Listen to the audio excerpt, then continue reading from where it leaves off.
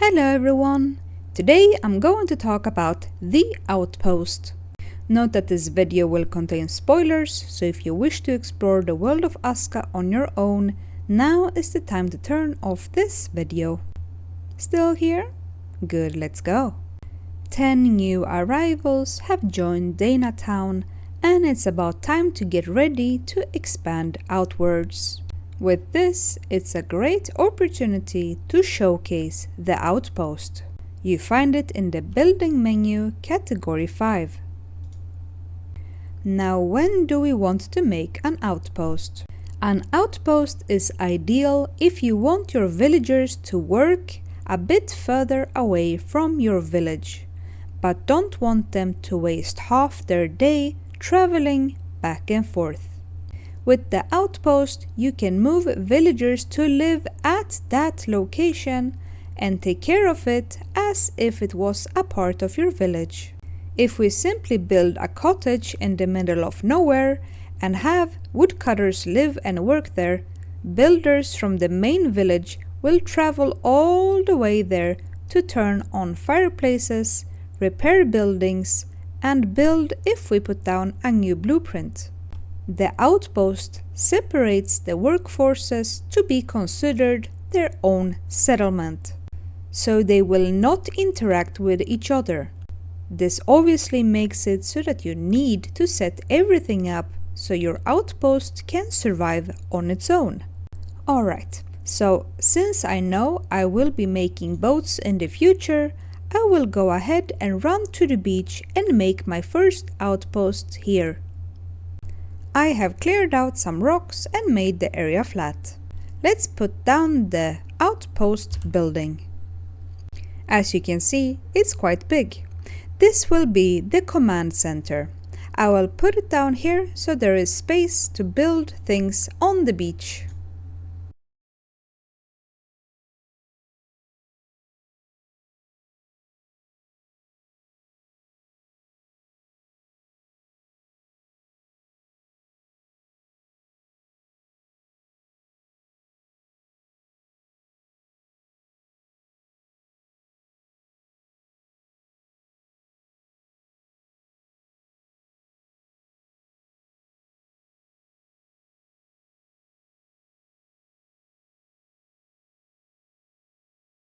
The main structure is finished. If we take a look at the map, you can see that the border of the building has a different color. This is an indicator that it's not a part of the main settlement. If we put down some other buildings or markers inside this zone, you will see that all will come with the new color. As we now have an outpost, you can also switch other buildings or markers to belong to this one at will. Here you can see that we have the red color for the outpost, while it's white for the main village. Remember that villagers from different settlements will not interact with each other.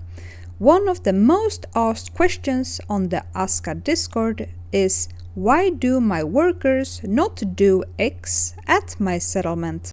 And the answer has always been because the marker or building did not have the correct outpost selected.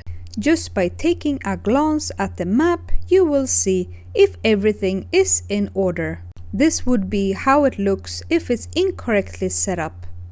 You can take a look at the map and see straight away if your building or marker do not belong to your outpost. Your outpost worker will not be able to interact with it if it doesn't belong to the same outpost. Alright, now let's take a look at what the outpost brings us. As you can see in the tooltip, we have E for showing radius, R for managing workers, Q for viewing tasks, and T for open outpost menu. Using E will show us the area that is considered a part of the outpost. Anything new that we build inside this zone will automatically be set to our outpost. Pressing R to manage workers is actually letting us assign a worker to the warehouse section of the outpost. Now when I try to do this, I will get a warning. It lets me know that Andorra lives at a different outpost. I can still press confirm, and now she has been assigned to work here at the outpost warehouse. As you can see, the text for Andorra's work is also in the color of the outpost she works at. Hovering over Andorra will also show us that same red color for the outpost she belongs to. Now if we press Q for view tasks, we get to the builder's post. This is the equivalent of the builder's hut at our main settlement. Since we currently don't have any workers assigned as builders to the outpost, it will let us choose who to assign. We are going to scroll down until we find our Andorra.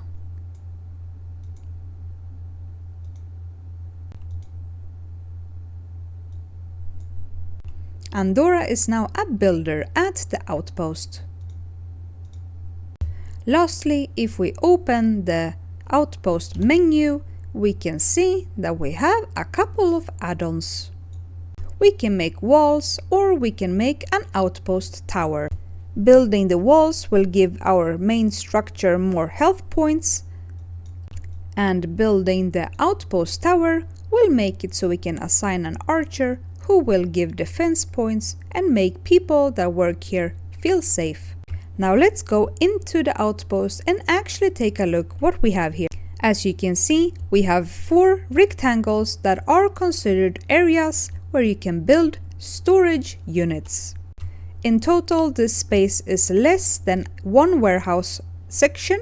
Depending what you are going to be using this outpost for, you might consider also building a separate warehouse next to it. So what should we build inside this outpost warehouse? I always start with building the most basic needs: water barrel, raw food silo, and cooked food storage. After that, I always build a clothing storage and 2 tools racks. Since we are on the beach and the wisps are going to be annoying, I will also need to station at least 1 archer here to deal with them. So for their sake, I will also build an arrow holder.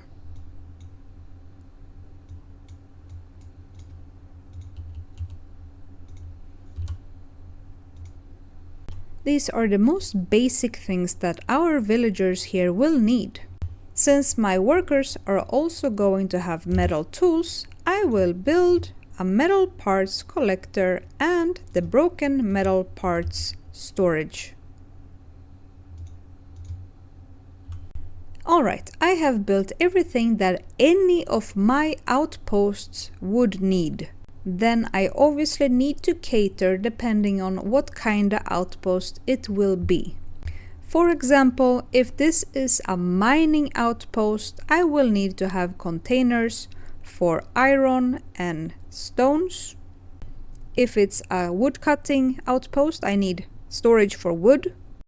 And if it is a fishing outpost, I am going to need something to collect all the fish. So now the outpost itself is complete and ready for use. So the next thing we need to do is to build some housing so that the villagers who work here don't need to travel all the way back to the main village when they are about to sleep. We also want to set up market routes so that the villagers have everything they need here at the storage. A lot of people ask if their outpost will be raided when a blood moon spawns.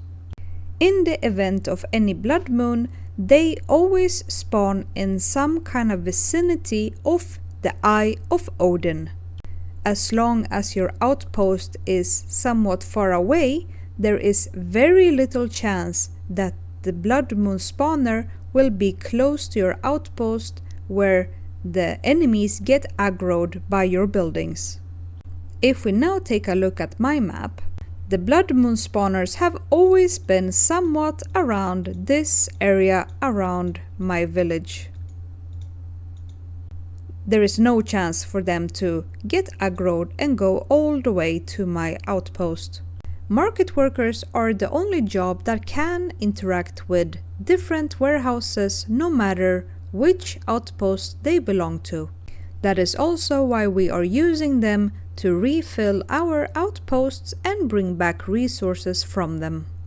If I wish Andorra to be a builder back at main settlement again, I need to open the builder's hut at my main settlement and assign her.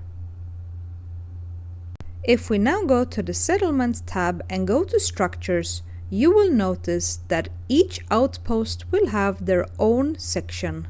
If we press down on Outpost, we will see that currently there is only one building assigned to it. And if I press on Main, I will see all the buildings that are considered in my main village. Since we can only have one Eye of Odin built at any given time, you will find it standalone at the outpost where you have built it. In the villager section, you can also now filter and see the workers for each outpost. If we go to the resource tab, we have exactly the same thing here. This makes it easy to make sure that your outposts are filled with food and tools that they need to survive. This concludes my walkthrough of the outpost. Thank you for watching.